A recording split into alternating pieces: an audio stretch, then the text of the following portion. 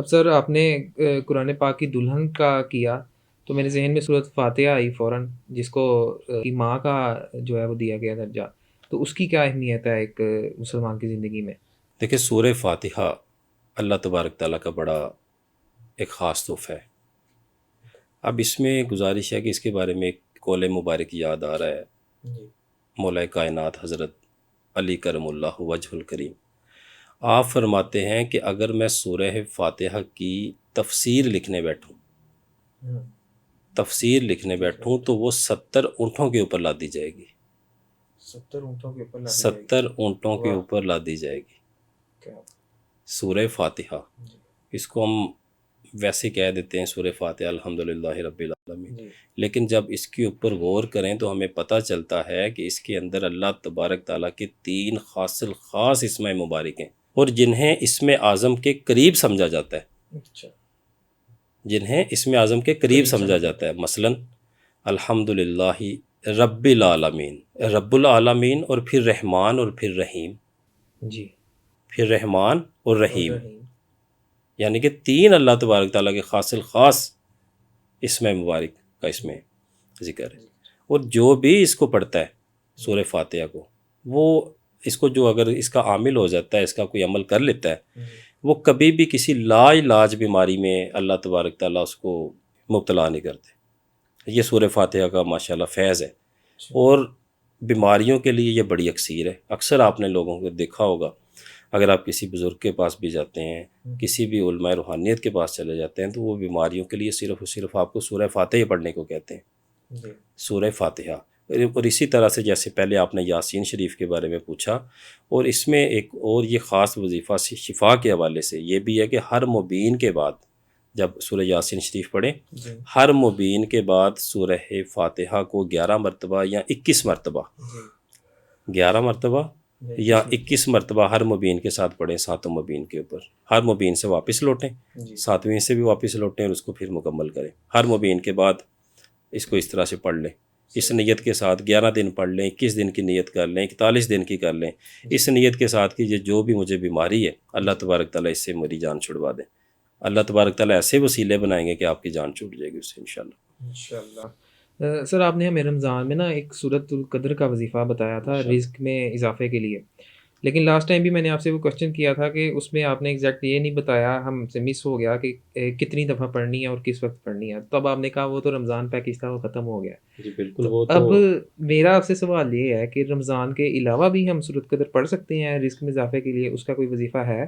دیکھیں عام دنوں میں ہر چیز کا ایک وقت مقرر ہوتا ہے، کیونکہ سورہ قدر میں لیلۃ القدر کا ذکر ہے، ٹھیک ہے۔ اب لیلۃ القدر تو رمضان المبارک کے آخری عشرے میں آتی ہے نا۔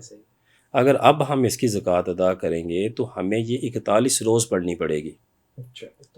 41 روز، ایک وقت، ایک جگہ، ایک جائے نماز، ایک تسبیح، مقررہ وقت اور مقررہ تعداد کے ساتھ روزانہ 1000 مرتبہ، پھر ہم اس کے عامل بنیں گے۔ اور وہ رمضان پیکج تھا، اس میں تو صرف آپ 10 دن کے اندر آپ اس کے عامل بن جاتے ہیں، اور وہ دن بھی بڑے خاص ہیں، اور سب سے بڑھ کر جو ان دنوں میں اس کو پڑھتا ہے اسے لیلۃ القدر ملتی ہے۔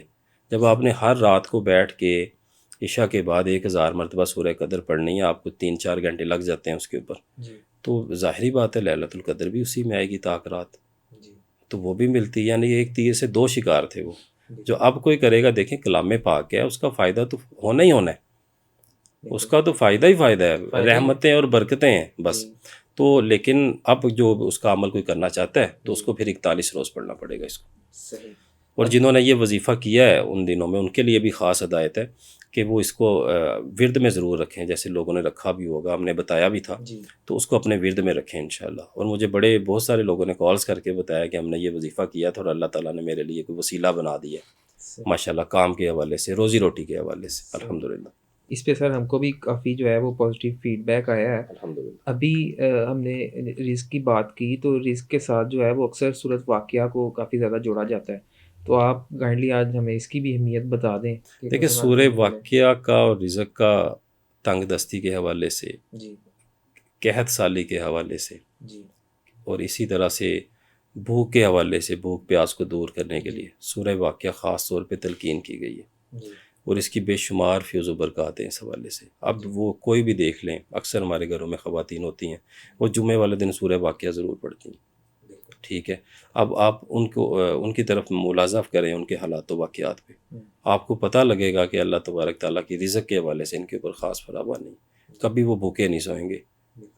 یعنی کہ اس طرح کے معاملات پہ، جہاں جن جگہوں پہ قحط سالی کا مسئلہ ہے، اکثر پاکستان کے بھی کچھ ایسے علاقے ہوتے ہیں جہاں پہ بارشیں نہیں ہوتی ہیں، جس کی وجہ سے قحط سالی ہو جاتی ہے اور اس طرح کے معاملات چلتے ہیں، تو ان لوگوں کو بھی چاہیے کہ وہ اس کو سورہ واقعہ کو جمعے کے روز بھی پڑھیں اور عام طور پہ بھی اس کو اپنے ورد میں رکھیں. تو اللہ تبارک تعالیٰ خاص مہربانی فرماتے ہیں اس حوالے سے.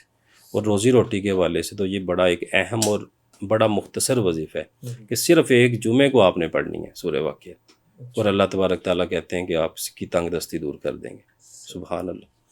اس کو بھی سر پڑھنے کا جو افضل ٹائم ہے وہ جمعہ کے بعد ہی ہے؟ ڈیفینیٹلی اب جمعے والے دن کا فرمایا گیا تو کوئی بھی دن، یعنی کہ کوئی بھی وقت ہو جائے، اس میں تو کوئی مسئلہ نہیں. صحیح. سر آگے حج کے دن آ رہے ہیں، اسلام کے 5 ارکان میں سے جو آخری ہے وہ حج ہے، تو اس کے بارے میں بتائیں کہ ایک مسلمان کی زندگی میں حج کی کیا اہمیت ہے، جو کہ آج کل جو ہے وہ ایک عام جو مسلمان ہے اس کے ہاتھ سے تو شاید نکلتا ہی جا رہا ہے مالی اعتبار سے. تو اس کے بارے میں بتائیں اس کی کیا اہمیت ہے حج کی؟ دیکھیے، اہمیت جب اسلام کا رکن بنا دیا گیا ہے تو ہم نے کیا بیان کرنی ہے اہمیت. ٹھیک ہے، اب جو لوگ استطاعت رکھتے ہیں ان کو تو ضرور کرنا چاہیے. دیکھیں، ہمارے پیارے نبی صلی اللہ علیہ وسلم نے اپنی حیات مبارکہ میں بھی کیا. خطبہ حجۃ الوداع آپ کو یاد ہوگا، بچپن سے ہم پڑھتے آ رہے ہیں مختلف کتابوں میں اور ہمیں اسکولوں میں کہ آپ کے کیا ارشادات تھے اس والے سے. کسی کو کسی کے اوپر فوقیت نہیں ہے. اب گزارش یہ ہے کہ ذی الحج میں کچھ ایسے بابرکت دن ہیں کہ اللہ، حدیث مبارکہ ہے کہ ان دنوں میں کیے گئے نیک اعمال سے زیادہ اللہ تبارک تعالیٰ کو کوئی چیز پسند نہیں ہے. ماشاءاللہ. اور یہ وہی خاص 10 دن ہے جن کا سورہ فجر میں ذکر کیا گیا کہ خاص 10 ایام. اور یہ 10 ایام صرف جیسے وہ ہمارا سورہ قدر کا پیکج تھا رمضان المبارک کا، اس میں بھی بہت سارے اعمال کیے جاتے ہیں کہ ان 10 دنوں میں ہم عامل ہو جاتے ہیں ان کلام پاک کے. فار ایگزامپل، اگر کوئی نادیلی شریف کا وظیفہ کرنا چاہتا ہے تو وہ ان 10 دنوں میں اس کا عامل ہو جائے گا اگر اس کو پڑھے گا تو. وہ مخصوص طریقے ہیں، وہ انشاءاللہ آگے ہم بیان کر دیں گے ایپیسوڈز میں علیحدہ سے، کیونکہ وہ اگر ایک کو بھی ہم ڈسکس کرنا شروع کریں تو وہ کافی لینتھی ہو جائے گا. اسی طرح سے آپ ان 10 ایام میں سورہ مزمل شریف کی زکوٰۃ ادا کر سکتے ہیں، سورہ طارق کی کر سکتے ہیں، سورہ فاتحہ کی کر سکتے ہیں، سورہ کوثر کی خاص زکوٰۃ ادا ہوتی ہے ان 10 ایام میں. اسی طرح سے سورہ یاسین شریف کی کر سکتے ہیں. بسم اللہ اللہ اکبر، بسم اللہ اللہ اکبر کا خاص عمل ان 10 دنوں میں کیا جاتا ہے. تو انشاءاللہ جو بھی یہ ہمارے بہن بھائی کرنا چاہتے ہیں تو ان کو اجازتیں بھی دیں گے انشاءاللہ، اس کو آگے تفصیل سے بھی بیان کریں گے.